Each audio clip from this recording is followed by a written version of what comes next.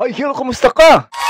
Guys, ito na guys ang inyong hinihingi guys, recipe natin. Welcome sa ating panibagong vlog.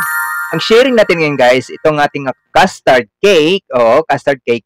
Guys, sundan nyo lang mabuti ang ating mga procedure at mga hinahalo nito ha, para inyong makukuha. Kasi ang custard guys, isa sa pinakamasilan ng timpla ng ating cakes. Dahil nga ito sa litchi plant niya, ayan ha, ayan ang aking syrup ha, kung paano natin isi-syrup yan ha. Tingnan natin mabuti yan ha. Oo.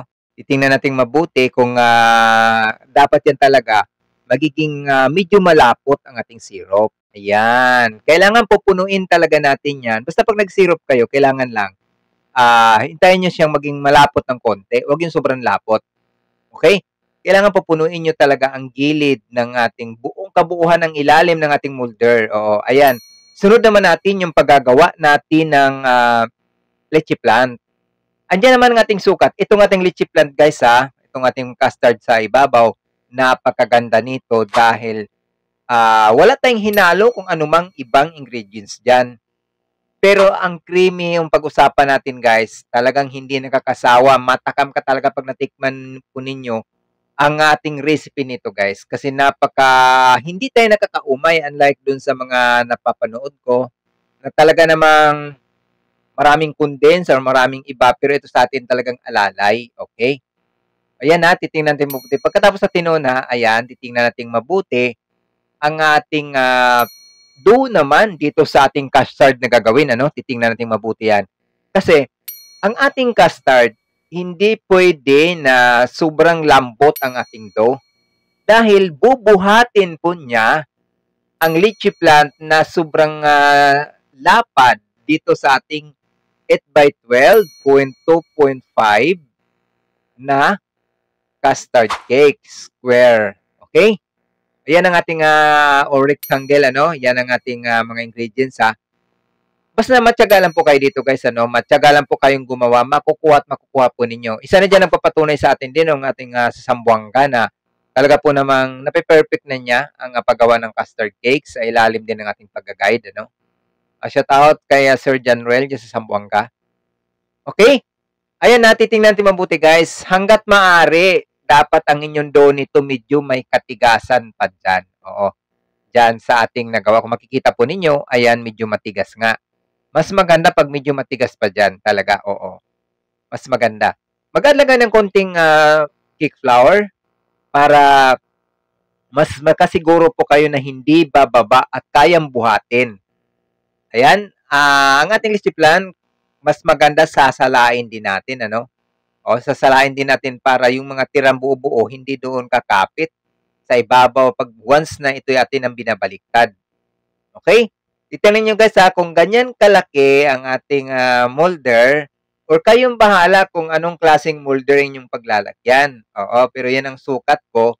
Talaga po namang eksakto lang talaga siya. Okay?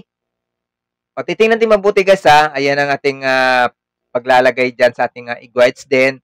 Kailangan ng ating egg whites dyan at talagang matibay na bago po ninyo hanguin. Sa KitchenAid, pumapalo lang siya ng 5 to 6 minutes. Pero dito sa ibang mixer na hindi talaga siya super bilis sumikot, ay umabot siya ng 7 to 8. Okay? Kasi pag tinanggal nyo po yan ng alanganin, sigurado yan ang inyong custard butter ng ating chiffon na ating i-base dyan, talaga po namang hindi kakayanin at malambot. Okay? Iba talaga pag matibay ang ating egg whites, pag hinahalo na po natin yan doon sa ating butter ng chiffon or sa ating gagawing custard, matibay. Okay? O kagaya niyan, di ba? Halos hindi mapuputol pag inangat natin yung wire wicks natin. Okay? O yan naman, ganun lang kasimple din ang paggawa. Parang gumawa ka lang ng chiffon. Yun nga lang, may diferensya talaga sa ingredients. Napakalaking diferensya. Okay? At dito take note guys ang ating pagpo-fold dito, talaga namang titingnan nating mabuti kasi medyo matagal-tagal natin itong ipo-fold. Sa alalay po lamang. Oo, sa alalay. Kasi lahat po ng ating mga separated cake, sa aking na-experience lang ayan ay pag hindi natin alalayan sa una nating halo. Pag bumagsak na or nagbula-bula siya, lusaw na lusaw. Yan ang simula na sobrang tigas sa ating cake na akala mo hindi na natin maidiin. Kumbaga hindi na siya nagiging foam o ganun. Pero dito naman sa ating custard, dahil niluluto natin yan, nakapatong din yan sa tubig ng ating molder, kailangan yan talaga guys hindi yan maubusan ng tubig. Ayan, ganyan maglagay tayo ha. Ganyan tayo maglagay. Unahin muna natin yung mga gilid bago yung gitna. Okay? Yan. Yan. Ano lang, tapat-tapat lang siya at hanggat mapuno na natin ang buong molder natin. Huwag nating idiretso sa gitna kasi aapaw dun sa kabila naman. Mula sa gilid, papunta tayo sa taas ng ating paglagay dyan. Okay? Guys, tingnan natin mabuti ha. Basta pagkatapos, halimbawa makumpleto na yan, maglagay na po kayo ng tubig. Pero mas maganda rin sa akin na experience na hindi talaga siya maubusan ng tubig. Silip-silipin nyo talaga. Ito ganito ka, ayan, ng ating tubig. Lagay sa ilalim, tapos isasalang natin yan sabay. Kasi yung ating guys, yung ating custard, napakatagal talaga maluto. Hindi rin pwede na lulutuin natin siya ng mabilis ang apoy o ang temperature natin. Halimbawa, 140 temperature natin, 140 Celsius. Ayan, lulutuin natin yan siya talaga dyan sa 1 oras at saka meron pang 1 hour and 10 minutes. Para sure talaga kasi malaki nga siya at malapad, makapal. Unlike dun sa maliliit. Okay? So maraming salamat. Huwag kalimutang i-like, i-follow ang ating Learn Baking with Isen J at huwag na rin kalimutang i-subscribe ang ating YouTube channel. Okay? Yan pinaka-exciting part atin natatanggalin.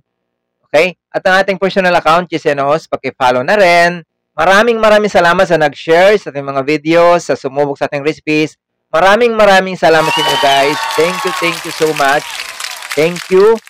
At sana hindi kayo magsawang maghintay sa ating mga recipes. Maraming salamat. God bless.